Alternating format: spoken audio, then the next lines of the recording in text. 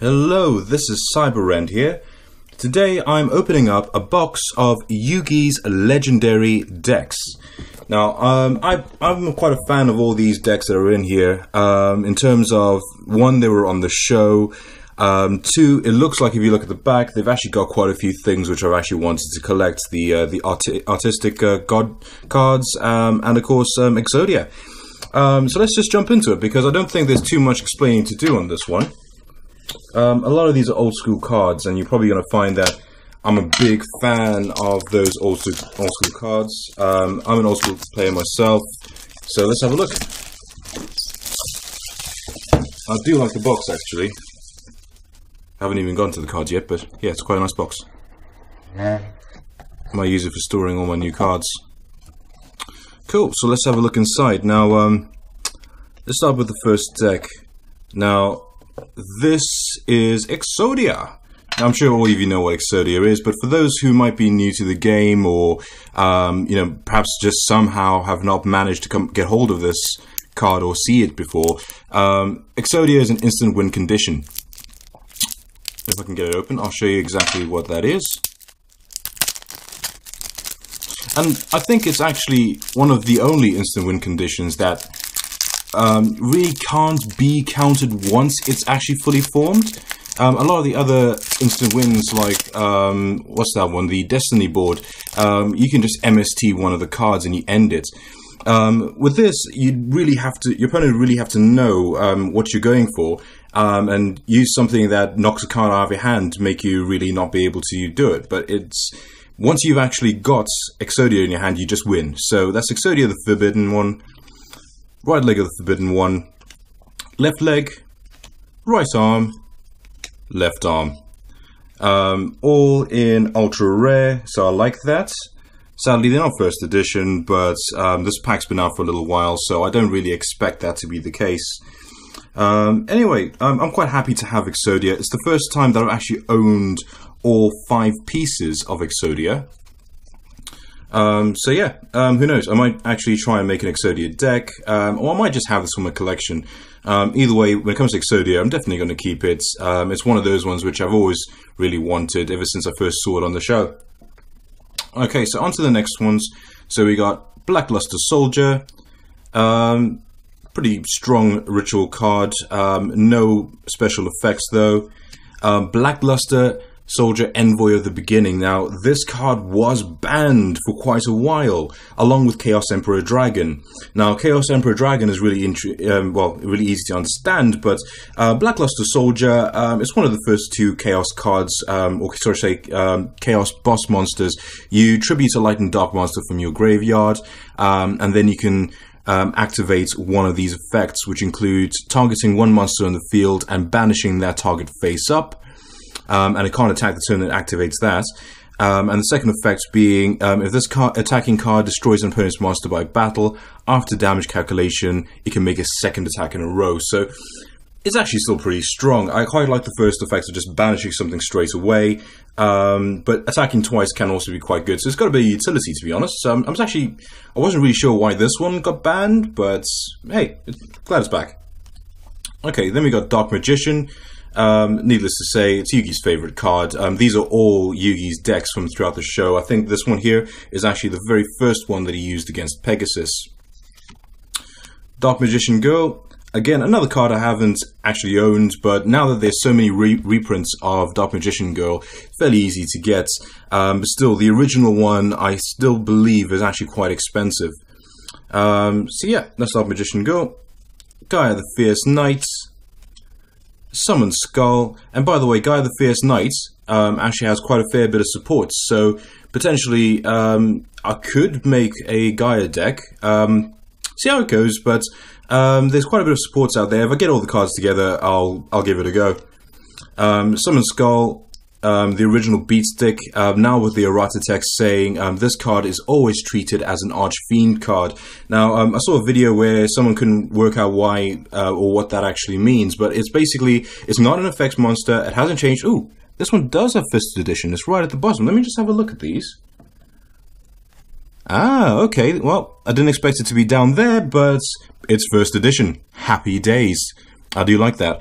Okay, so otherwise, it just basically means that if you're playing this with any other cards that target an Archfiend card or search for an Archfiend card, that this card is treated as an Archfiend. Now, the reason for this is because in the original Japanese text, in its name, it actually had a symbol that is shared with the other Archfiends. Don't ask me what it is or how to pronounce it, but yeah, that's the reason why it's treated as an Archfiend. Then we got Curse of Dragon, Catapult Turtle, Celtic Guardian, or Celtic Guardian, depending on how you prefer to pronounce it, Wind Dragon, Guardian of the Fortress, Feral Imp, Beaver Warrior. Funny enough, I've seen quite a few Beaver Warrior OTKs. I think that's fairly trolly, and to be fair, if you could do it with a Beaver Warrior, you could probably do it with just about any other vanilla monster. But yeah, cool. And Griffor. Now, I've never seen this card printed before, but it is one of Yugi's original monsters. Let me just read out what its text says. This monster's tough hide deflects almost any attack. So 1200 attack, 1500 defense. Hey, I suppose it's just imagination there, but it's a beast type. I don't really see myself using it, but I suppose it's just kind of fun to have it. Mystical Elf, Giant Soldier of Stone. For a level 3 monster, it's actually pretty good. Level 3 normal monster, that is, because it's actually got 1300 attack. Now, if you use this with a card like Amulet of Ambition, which increases its attack power by the level of the card that is fighting, and I believe there's another one that just But either way, for a card effect like that, it's actually got a really strong attack for a level 3 monster. So it is actually a pretty good card if you can find a way to use it. That's if you want to use it, that is. And then Mammoth Graveyard, probably the strangest dinosaur card I've ever seen, because it doesn't really look like a dinosaur. It's basically a whole lump of bones, which I would have thought would have been a zombie monster. But hey, in these card games, this happens. You know, it's a bit like in Pokemon where you see Charizard, who's apparently not a dragon, looks like a dragon, but nope, not a dragon. But yeah, anyway.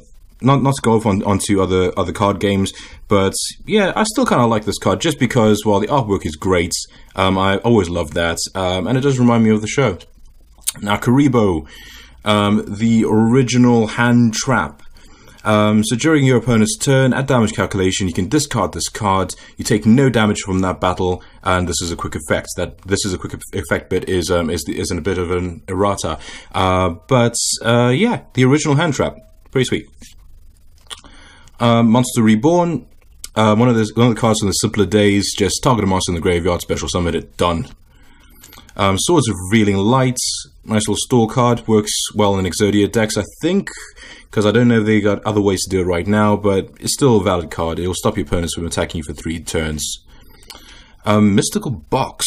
Okay, so target one monster your opponent controls and target one monster you control.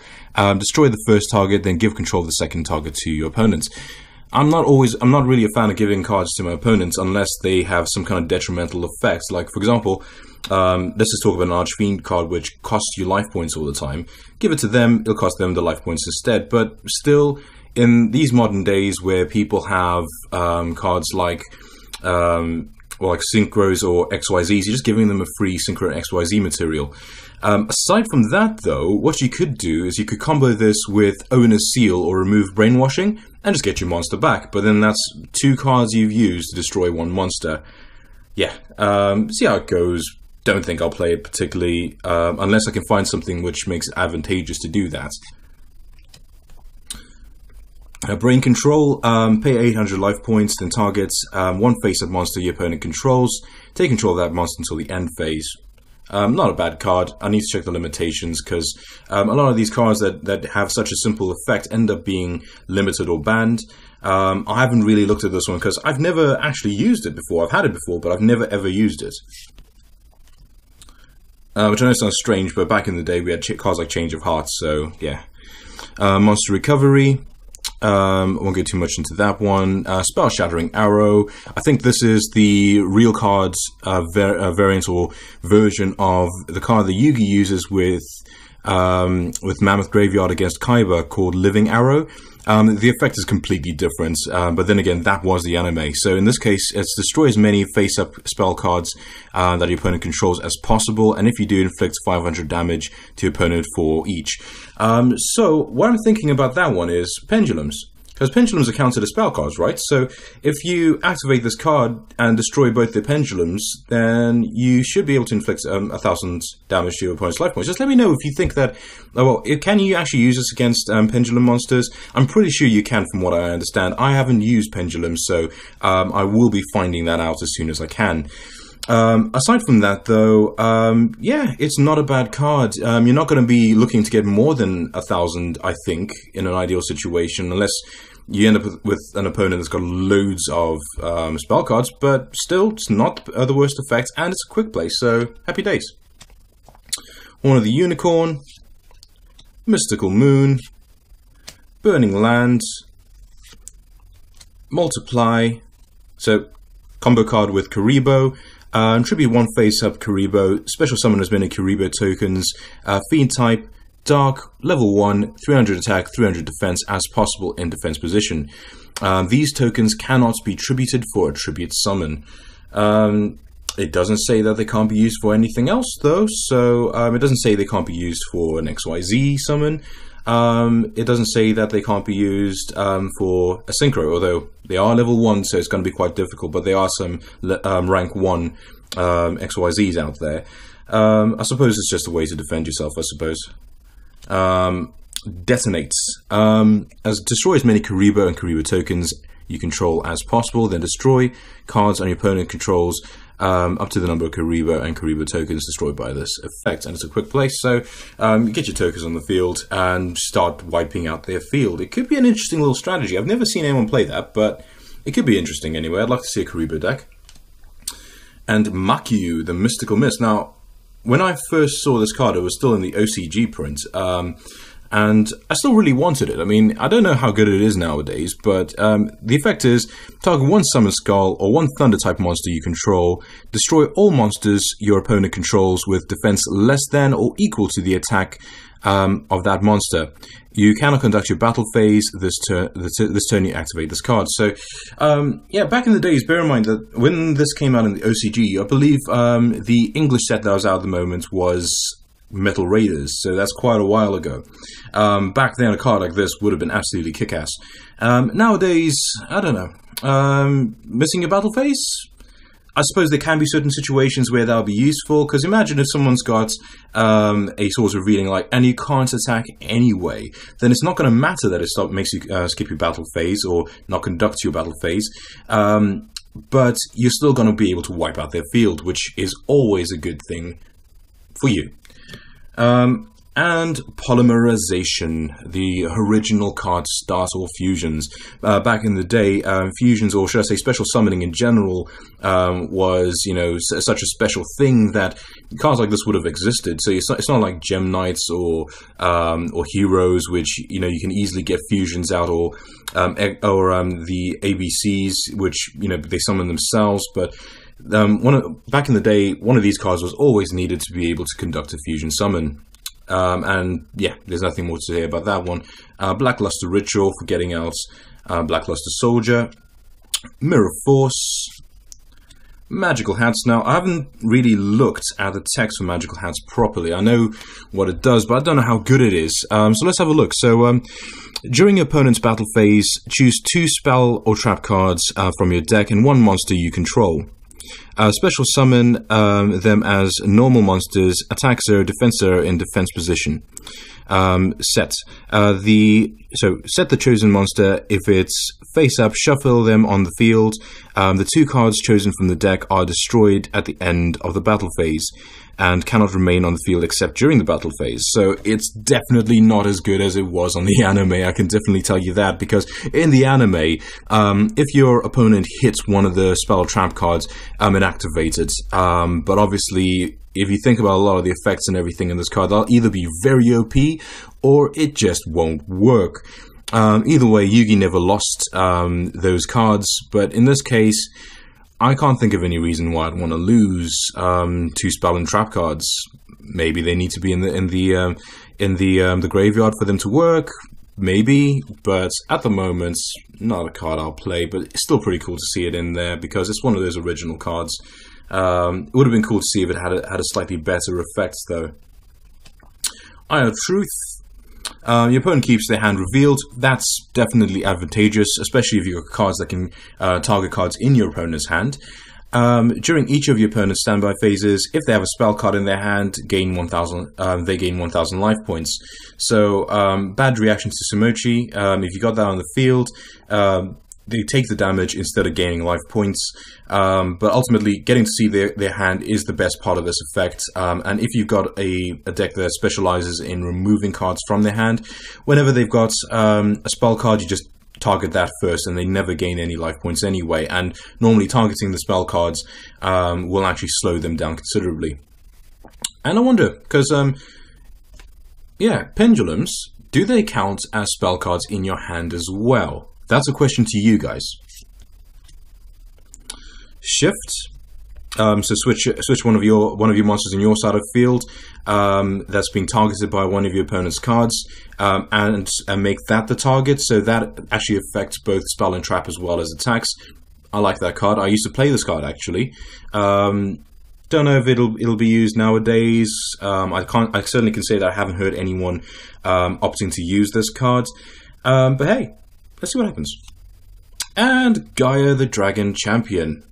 There we go. So that conducts Yugi's first deck. So this will be his island deck, as I'll call it, because I can't remember the name of that particular tournament. But yeah, okay, on to the next one. We've got some promo cards. I'll go onto those in a bit.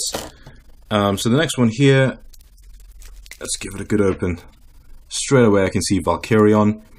I had a friend once who actually really wanted Valkyrion. And back in the days when it first came out, it was very difficult to obtain. Or, you know, at any rate, if somebody had it, chances are they didn't want to trade it, because back then it was actually a pretty strong monster. Plus pretty rare too.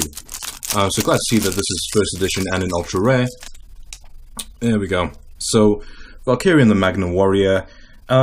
It's a pretty good card because you can distribute all your Magnum Warriors and bring it back out. And then vice versa. You can tribute this monster and bring back your Magnum Warriors, which, you know, keeps them useful. But it's got 3,850 defense. I always find it a little bit trolly when they got that 50 defense, because, you know, why? I just don't know. But anyway, the attack is 3,500, so that's pretty good. But what's really good about it is it can bring back those monsters that you tributed for it, which is awesome. Not many cards do that. Dark Magician. Now, if you're wondering why this is red, some of you may already know, but this is actually the Arcana edition. Sort of Arcana version, because in the show there's actually two different Dark Magicians. There's the one used by Arcana and the one used by Yugi. And there was a funny little quirk about this card, because in the original, not the original game, I can't remember which one it was, but there was one which had Arcana and the normal Dark Magician, and of course they had different reference numbers, so the game thought that they were actually different cards, so you could actually have 6 Dark Magicians, which, you know, was pretty broken. But I like the art. Yeah, I'm quite a fan of that. It's good to have a different variants. I've never had this variant before. And Dark Magician Girl, so that's my second one, and it's nice to see a shiny. I actually prefer this artwork myself, but there's quite a few different artworks for Dark Magician Girl. I think there'll be a few more coming out. So it's Revealing Lights, Mirror Force, Buster Blader. Now, Buster Blader's got a few more support cards nowadays. The original version, I'm sure you can still run without having any issues, but the new one essentially can target almost any type of monster that your opponent has. I mean, in this case, it just focuses on dragons, but that's still pretty cool because a lot of people still play dragons, and as some of you will know, Blue Eyes has got so much support now that it's actually starting to come back up again. In fact, it's won a few tournaments. Okay, Buster Blader. Archfiend of Gilfa. A monster that's its effect really kicks in the grave. So when it's in the grave, you can discard that card from the graveyard or remove it from the graveyard. And it, hang on, does that say that? 2 seconds. Do you know what? All this time I've actually had this card wrong. When this card is sent to the graveyard, you can target one monster on the field, equip that target with this card. That monster loses 500 attack whilst equipped. So I don't know. No, I probably won't play it. It might be one of those cards which could be randomly useful, but no, it's just one of those original graveyard cards, like, you know, Hell Poema. Although Hell Poema, in my opinion, is still better. The Knight cards, so we've got Jack's Knights, Queen's Knights, King's Knights, and of course those are Yugi's cards. His favorite cards to use when special summoning Slifer, the Sky Dragon, tribute summoning even. Then we've got Baphomet, again another card whose whose artwork is absolutely awesome. Its effect is literally just to say that when he's summoned or flip summoned, he'll summon Gazelle, the king of mythical beasts, from the deck or hand, which I suppose works in a Phantom Beast deck if you want to run one of those. But yeah, he doesn't have too much of a special attack or defense. In a deck like Phantom Beast, he's probably going to be the only fiend, so he's not going to have a lot of support for himself. But he does get Gazelle out, so yeah. And of course, Gazelle. Then we got the Magnum Warriors, so we got Alpha, Beta, and Gamma. And then we got Big Shield Gardener. Now with Big Shield, I actually forgot how good his effect was, because I only thought that he was going to be primarily about just taking attacks. But it actually turns out that he's got some effect regarding spell cards. So during either player's turn, when this card and no other card is targeted by a spell card, change this card to face-up defense position, and if you do, negate that card's activation. Happy days. But it just negates the activation, so it goes back down. They still have it, but at least it stalls. This card, if this card is attacked, changes its attack position at the end of the damage step, and it's got 2600 attack. For a monster back in those days when this came out, that was pretty huge, especially for a level 4. Another Karibo, Monster Reborn, Dark Magic Curtain. So the effects of Dark Magic Curtain, you pay half your life points, and you can special summon one Dark Magician from your deck, and you cannot special summon other monsters the turn you activate this card, but you can set. For the Dark Magician support cards, this is the one I like the least, just because, one, it's half your life points, but if it wasn't for that, it would be because it actually stops me from special summoning other monsters, and I am planning on making a Dark Magician deck with a lot of the new cards which are coming out, so there will be an opening for Dark Illusion. That'll be coming up soon, but yeah, this one is one of the cards I won't play, but yeah, I mean, some people might. It's one of those cards. 1,000 Knives. If you have a Dark Magician, target one monster your opponent controls and destroy that monster. It's a very simple effect. Only requirement is that you have Dark Magician, and if you've got a Dark Magician deck, chances are you've got a Dark Magician on your field. And that's handy because you can actually target, unlike old cards like Fissure or Shield Crush, you can actually choose. Magical Formula. It just increases the attack of a Dark Magician or Dark Magician Girl by 700 points, but when this card is sent to the graveyard, you gain 1,000 life points. That's not so special nowadays, but back in the day, that would have been awesome. Magical Dimension. So a good card to get rid of monsters on your opponent's side of the field. Bit of a fun play. If you control a spellcaster like Dark Magician, then you can target one monster your opponent controls, tribute that target, special summon one spellcaster type monster from your hand, and then destroy one monster in the field. Nice. Yeah, that's pretty cool. There we go. And then Diffusion Wave Motion, so a spellcaster, you pay 1,000 life points. If he's over level 7 or higher, he can just destroy, well, not destroy, but attack everything on your opponent's side of the field, so that's pretty cool.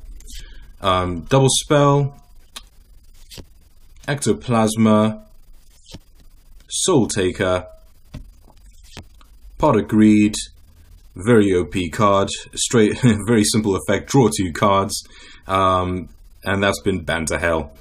Card Destruction, Exchange. Never liked this card, purely because, and I know this is going to be a bit, but I've never liked the idea of putting one of my cards in my opponent's hand. Because things happen. Once upon a time, I played Parasite. That very, very, awkward card to play. You put the card in someone's deck, and the person who I played against, they forgot that it was in their deck. I forgot it was in their deck by the end of the game, and they walked off. And then, of course, it was only by chance that I ended up bumping into them again, and it turns out they still had my Parasites in their deck. So putting cards in someone else's deck or hand, I've never liked that one. Purely because I know that I'll remember to give it back to them, but I don't know if they will, or if I in fact will remember to take my card back. So, but it could be one of those cards which, if you know your opponent's got Exodia, as they're pointing out in this card actually, you can take that card from them and just stop their instant win condition, because you can only run one of each Exodia piece. And alternatively, if your opponent's just got a really powerful card like Raigeki, again in the card's example, you can take that from them and use it against them. But then it's very easy to end up with cards that you can't use, because nowadays there's a load of archetypes which don't work very well together. So you could pull something that you just cannot use, and well, it becomes a bit of a dead card. Monster recovery again, polymerization, diffusion, multiply, magical hats, magic cylinder. Now this card, when an opponent monster declares an attack, target the attacking monster, negate the attack, and if you do, inflict damage to your opponent's equal to its attack. That can be pretty cool, because there's a lot of monsters nowadays so you can get a very high attack, and if you think about Cyber End Dragon, or should I say Chimeratech Over Dragon, there's a lot of cards that can end up with really, really high attacks, and if they attack you, in some of these cases it can be an OTK. This is an OTK reversal, because imagine if someone's got a monster that's got an attack that's really, really powerful, activate this, send it right back at them, they've just beaten themselves. Yeah, so this could be a card that could be really cool. So maybe side deck it. I haven't heard a lot of people side decking this card, but I think it might be worth at least considering, because you never know when a card like this could be a bit of fun to have, especially if you know you're going to be up against a deck that's going to try and OTK you or deal a lot of damage in a single attack. But yeah, and if you know your opponent plays god monsters, then you know that they're going to be hitting you with a hard attack. Not to say that those are the most powerful cards in the game at all. Spellbinding Circle, Light Force Sword, Chain Destruction. Now I was actually thinking about this card earlier on. And I was thinking about how cool we get this card again, to be getting this card again, because a lot of people have pretty much forgotten Chain Destruction. So when a monster with 2,000 or less attack is summoned, target one of them and destroy cards with the same name in the controller's hand and main deck.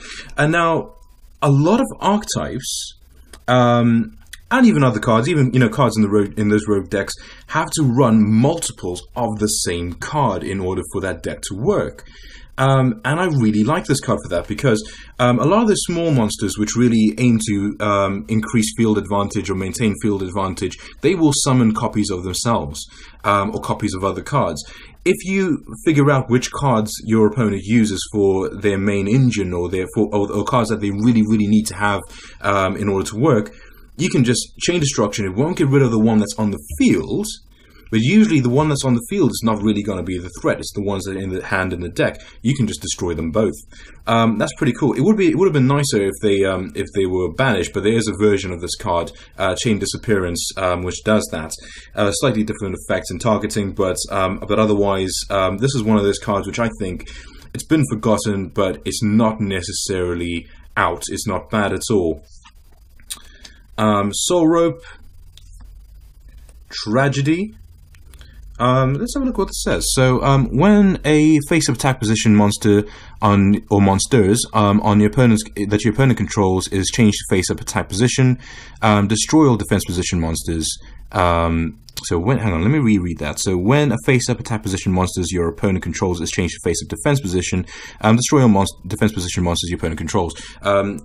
If you saw my review of the Dinosaurs Rage structure deck, I think a lot of focus will go on to changing your opponent's monsters into defense position, and this could be a little bit more of an absolute way of getting rid of them. So change them into defense position with anything you like. Earthquake, I'll give an example, and then just whack this card, activate this card, and blam. I don't know if the timing will work.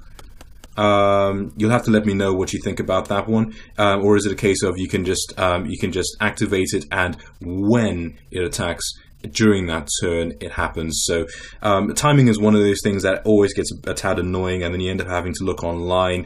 One thing I'll say is definitely don't just go by other people's words face to face, because a lot of people will try and troll you. It has happened to me before. So always look for cards like this, which I have a question about, even if it's just a question of what does that when mean. I will definitely look it up. Because I want to get the timing right. I want to be able to use my combos nicely and without having any problems or running into any ruling issues, or if I end up in a tournament and use that card, if I use that card, I want to make sure that I don't get judged too harshly. Okay, so Chimera, the flying mythical beast. Let's see, does it have the... Yes, it does. Okay, so this card is always treated as a Phantom Beast card. And again, it's the same thing that happened with Summon Skull and the Archfiends. It just had a symbol in its name, which meant that it was the same as a Phantom Beast. In this case, in English, it doesn't have that, so they had to put that in the errata. And I'm glad they have, because it means that it gives this card a little bit more utility. When this card is destroyed, you target one Baphomet, and one Gazelle, King of Mythical Beasts in your graveyard, and special summon the target. So it's a way of maintaining your field a bit. But yeah, it's one of Yugi's cards. I've always liked the card myself. I love the artwork.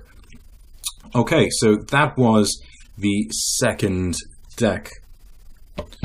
Let me know if there's any particular one of these decks that you guys like in the comments. I know that nowadays a lot of this is, these are cards that we want to have pretty much for the collection purposes, or perhaps we have decks that can actually use them. But for myself, I just love collecting cards which remind me of the show, or remind me of the good old days, or cards that I just think can be used in a new deck. So Exodia can always be used, and of course Dark Magician. Like I said, I'm going to be making a Dark Magician deck fairly soon. Okay, so let's get this third and final deck open. Like I said, I'll go through the promo cards in a bit, and there's an extra little bit inside the box actually after this. So in the third deck, we got Magician of Black Chaos, Dark Magician of Chaos. Really like this card. It's definitely going to be going into my Dark Magician deck. They have changed it from when it was originally banned. It's not as OP as it used to be. So during the end phase, if this card was normal or special summoned this turn, you can target one spell card in your graveyard and add it to your hand. You can only use the effect of Dark Magician of Chaos once per turn. If this card destroys an opponent's monster by battle, after damage calculation, banish the opponent's monster. If this face-up card will leave the field, banish it instead. So it's one of those cards, if it's destroyed, it tries to get rid of itself, but you can get spell cards back, which in any spellcaster deck, that's going to be really good, albeit at the end of the phase rather than any other time. And of course, it banishes monsters that it destroys. That's always a good thing, because there's some cards that are going to be problem monsters that you don't want to send to the graveyard. So that's pretty cool. I like that. Silent Magician. Actually, I haven't seen this one. So this is Silent Magician level 8. Do they have the other one behind it? No, they don't. So Silent Magician level 8 cannot be summoned or set, must be special summoned by Silent Magician level 4, and cannot be special summoned by any other ways. This card is unaffected by opponent's spell effects. That's actually pretty cool, because this game seems to have gotten a lot more spell oriented than trap oriented. And it's good to be immune, but also it's got 3,500 attack. That is pretty powerful. And then we got again a third art of Dark Magician. Yeah, I like that. Gold Sarcophagus.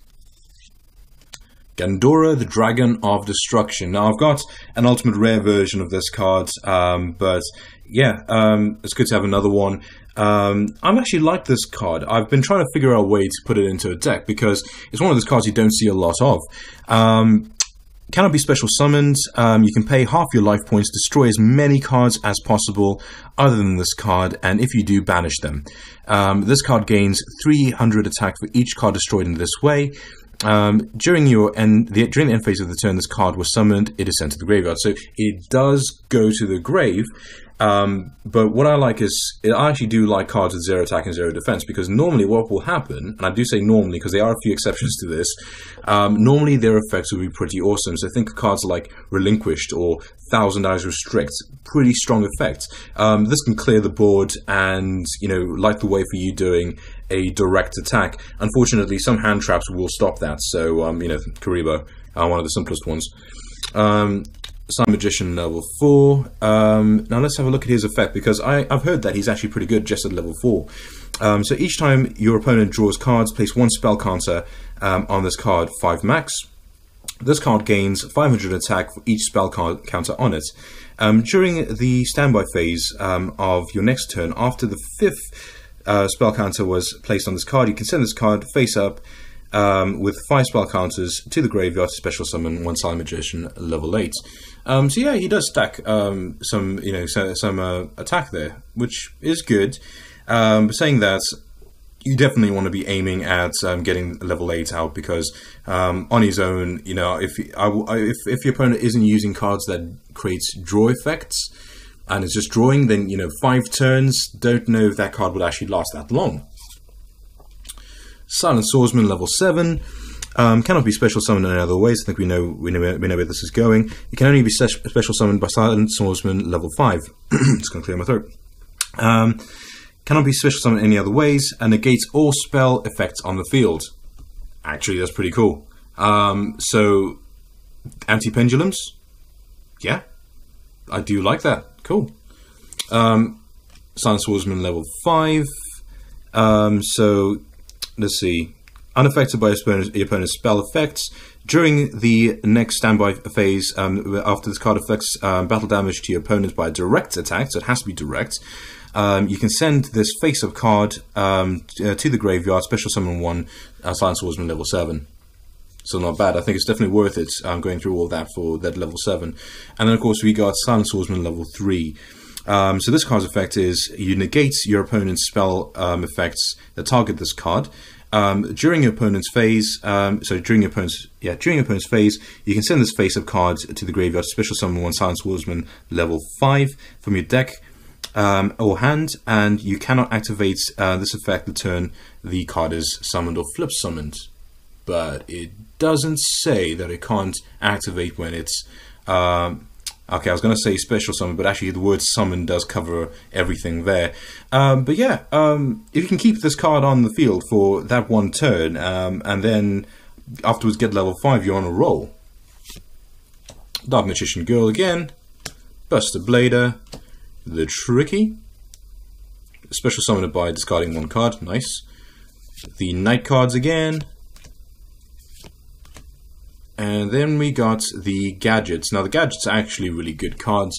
They're good for maintaining your field, and they work with machiners and other machine decks. So yeah, those are pretty cool. So we got green, red, and yellow. There's 2 new gadgets that have come out recently, gold and silver. So I'll go into gadgets a bit more. I do have a machiner deck, and I might actually rework on that one. Then we got Skilled Dark Magician, so your way of getting Dark Magician out, but he's also a 1900 beat stick. Skilled White Magician, same thing, but for Buster Blader, and 1700 attack, but 1900 defense. And then we got Blockman. So this is from the episode where Yugi and the Pharaoh become 2 separate entities, or two separate physical beings, I should say, and they duel each other.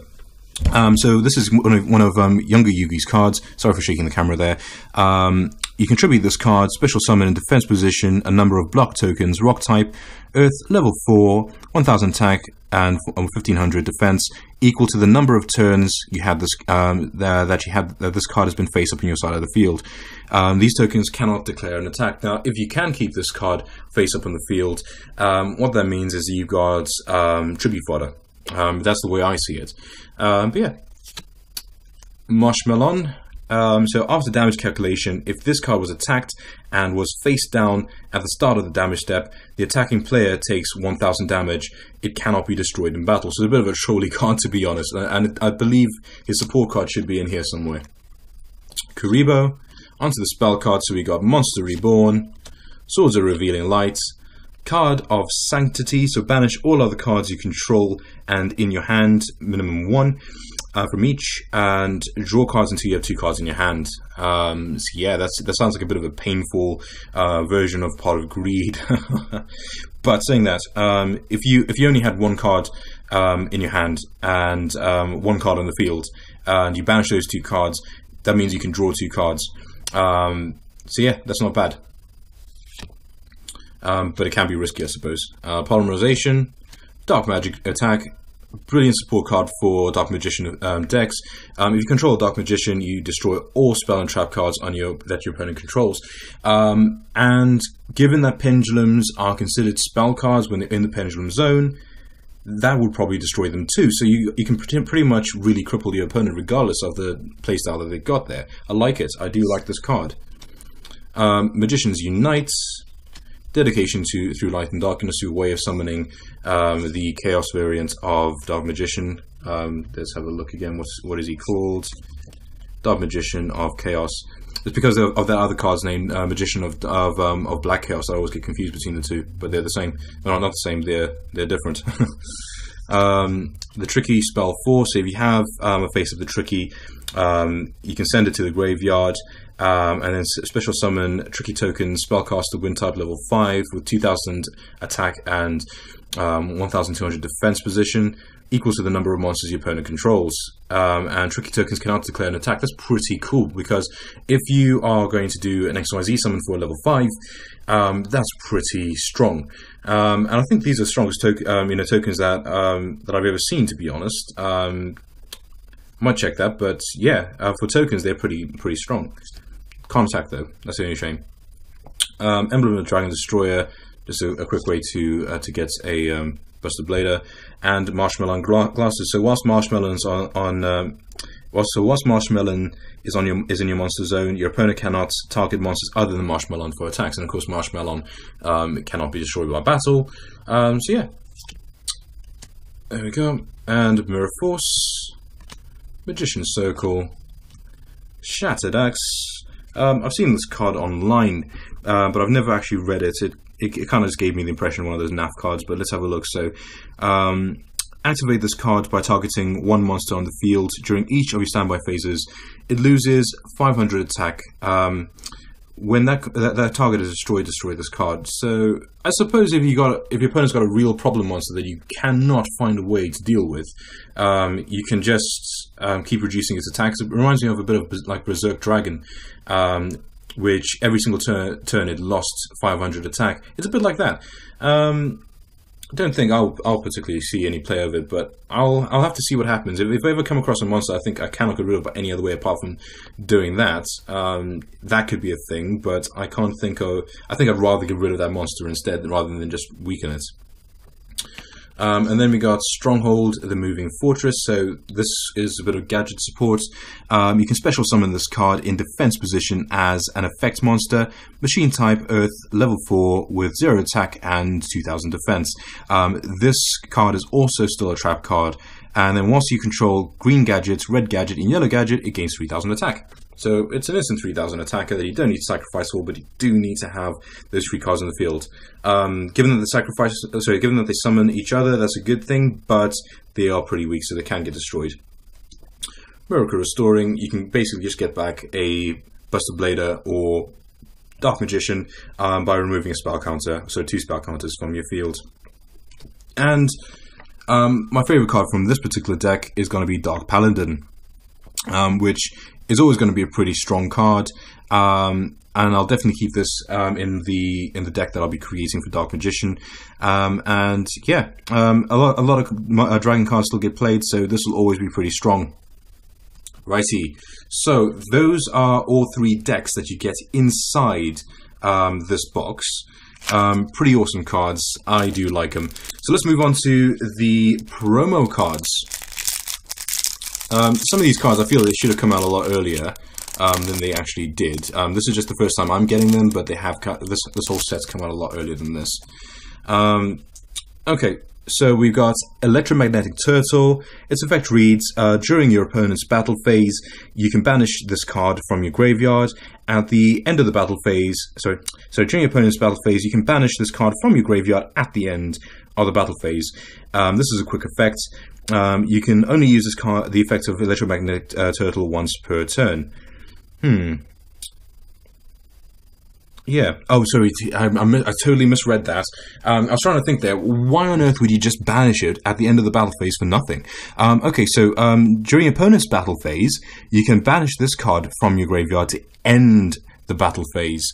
Okay, cool. So that's actually a bit better. It's a machine type, light, level 4 and 1800 defense, 0 attack.